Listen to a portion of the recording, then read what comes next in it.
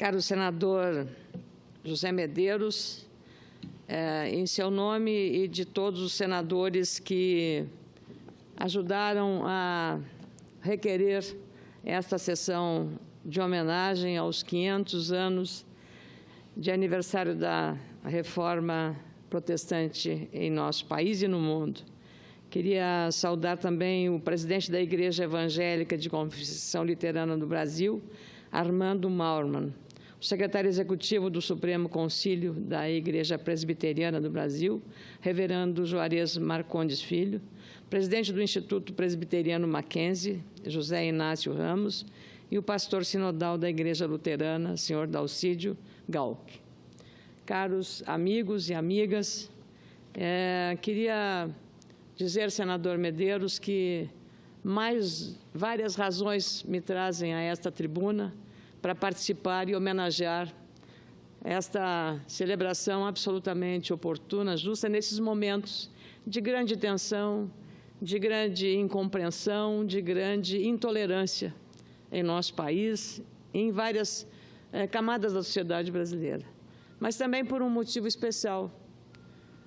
O maior número de protestantes no Brasil está no Rio Grande do Sul, um estado, considerando proporcionalmente, um estado que teve na imigração alemã uma influência extraordinária dos luteranos, dos alemães, que deram uma grande contribuição à cultura do nosso estado. E lendo a revista que foi editada celebrando os 500 anos da Reforma, eu me deparei com um texto aqui, e talvez nem todos pudessem ter a oportunidade de ler, resumindo o que disse o reverendo Obedes Ferreira da Cunha Júnior. Desejamos que uma nova geração se levante como guardiã dessa doutrina, que tanto impacto causou no mundo do século XVI em diante, pois vivemos em uma era tecnológica, onde a comunicação é rápida, os sentimentos descartáveis e o conhecimento superficial. Precisamos, por isso, de homens e mulheres, como naquele tempo, com a profundidade e a espiritualidade dos reformadores, dos homens e mulheres de Deus bíblicos e visionários de então. Nos comprometemos com nossa vocação missionária de envidar esforços e, por todos os meios biblicamente legítimos, anunciar um evangelho puro, com Cristo, com cruz, com arrependimento, com regeneração, com frutos coerentes, para fazer o nome do Senhor exaltado em todo o mundo por sua tão grande e graciosa salvação. Esperamos pelo derramar do Espírito Santo de Deus, para que o vento renovador de sua graça sopre sobre nós e nossas famílias, trazendo mais amor, comunhão, ética, moralidade e salvação acima de tudo.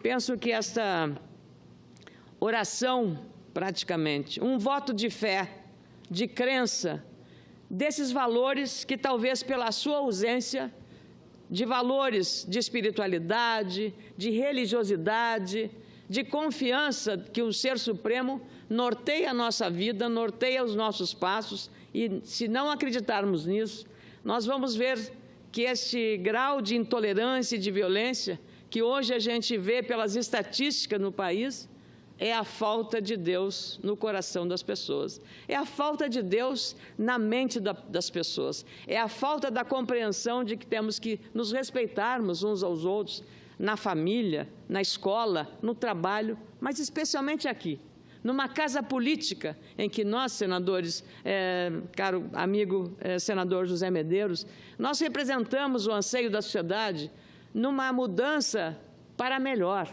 nunca evoluindo, nunca retrocedendo nesses valores espirituais. E é exatamente isso, a minha crença, a minha convicção de que o que está faltando hoje é isso.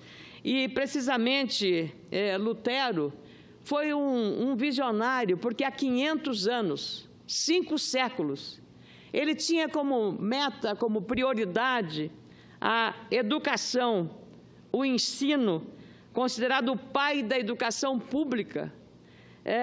Defendia há 500 anos que, a partir da educação, vem a mudança da sociedade e, assim, dizia para o governo investir mais, criticava o fato de se gastar mais com armamentos do que com escolas. Lutou também pelos direitos sociais, para que todos tivessem respeito à vida em primeiro lugar. O pastor Nestor Paulo Frederich afirma que, ainda que a reforma luterana deu força à busca pela igualdade, a briga de Lutero, disse ele, era para que meninos e meninas tivessem acesso à escola, um desafio semelhante aos que temos ainda hoje em uma sociedade notadamente patriarcal, de lutarmos pelos mesmos direitos para homens e mulheres. No nosso Brasil, onde chegou no início do século XIX com os imigrantes alemães, o luteranismo marca presença principalmente nas regiões sul e sudeste. Ficam no Rio Grande do Sul, onde se estima que estão mais da metade das pessoas que se identificam como devotas dos ensinamentos de Lutero no país, as sedes nacionais das duas instituições luteranas brasileiras, a Igreja Evangélica de Confissão Luterana no Brasil e a Igreja Evangélica Luterana do Brasil. O Rio Grande do Sul é o estado que abriga o maior número de luteranos no Brasil. Segundo dados da própria igreja, são 630 mil pessoas devotas aos ensinamentos de Lutero no nosso estado, mais da metade do total brasileiro, estimado em 1,2 milhão de seguidores. Essa distribuição é consequência direta da grande imigração de alemães em território gaúcho, muitos trazendo consigo as ideias que guiaram a reforma. Em todo o mundo, são cerca de 70 milhões de pessoas que denominam a si mesmas como cristãos luteranos, como forte presença nos Estados Unidos e também na Europa Ocidental.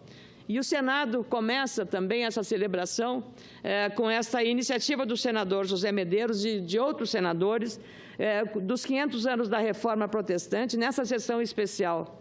O aniversário da Reforma é comemorado no dia 31 de outubro. O pedido de realização foi, como disse, uma iniciativa muito oportuna do senador José Medeiros. E só para lembrar das celebrações que nós estamos tendo no Rio Grande do Sul ontem, lá em Santa Rosa, lá na região noroeste do Rio Grande do Sul, uma cerimônia reuniu 2.000 pessoas para essa celebração. Apenas para dar a ideia e a dimensão da relevância que tem a participação da profissão, da confissão luterana no nosso estado do Rio Grande do Sul.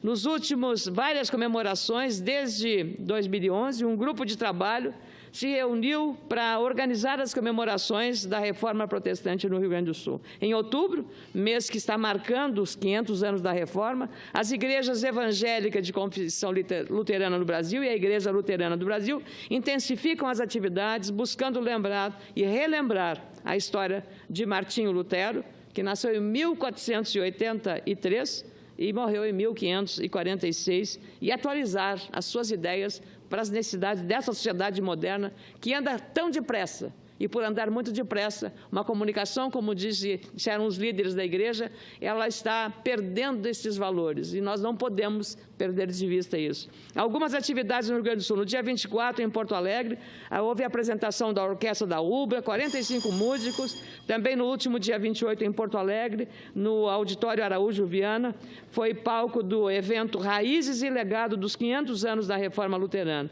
O espetáculo contou a história de Lutero e da Reforma, com o uso de recursos da dança e da música. O evento cultural foi apresentado pelo ator e historiador Werner Sunemann, que é luterano. Também foram realizadas sessões solenes na Assembleia Legislativa do Rio Grande do Sul e na Câmara de Vereadores de Porto Alegre. No dia 31, em Porto Alegre, às 20h30, quando se completam os 500 anos da Reforma, a Orquestra Sinfônica de Porto Alegre, a OSPA, fará um concerto no Salão de Atos da Universidade Federal do Rio Grande do Sul. O programa, a Sinfonia número 2 de Mendelssohn, conhecida como...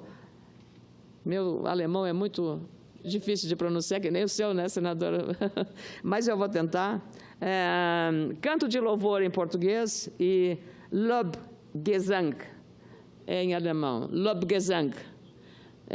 Então, eu queria dizer também, de 6 a 9 de novembro, em Porto Alegre, vários debates reunindo a nossa academia, a Universidade Federal, a PUC, também a Universidade Federal, a CAPES, que é a Coordenação de Aperfeiçoamento, a Fundação Alexander von Humboldt e várias outras instituições estão fazendo. E, como eu lembrei, em vários municípios, Restinga Seca, foi realizado um encontro sinodal no dia 29, Vera Cruz, houve um grande culto distrital no dia 22 e, como eu disse, em Santa Rosa, no final de semana, mais de 2.000 pessoas participaram do culto para celebrar os 500 anos. Por isso, a senadora gaúcha vem aqui não só para compartilhar com o senador José Medeiros essas reflexões, mas também por dizer que este visionário, Martinho Lutero, pensava há 500 anos que hoje nós estamos, às vezes, nos esquecendo. Prioridade à educação. Onde há educação, não há corrupção. Onde há educação, há o conceito e a consciência dos seus direitos, mas também dos seus deveres. E é isso que um pregador como ele, um visionário como ele, que fundou a Igreja Luterana, ele mostra claramente esses caminhos da retidão, da honestidade, da responsabilidade na casa, na família, na relação com todas as pessoas. E esse é o legado maior que nós devemos, em homenagem e honra a este homem que se preocupou com uma sociedade mais justa, nós devemos retribuir praticando. Muito obrigada e parabéns, senador José Medeiros.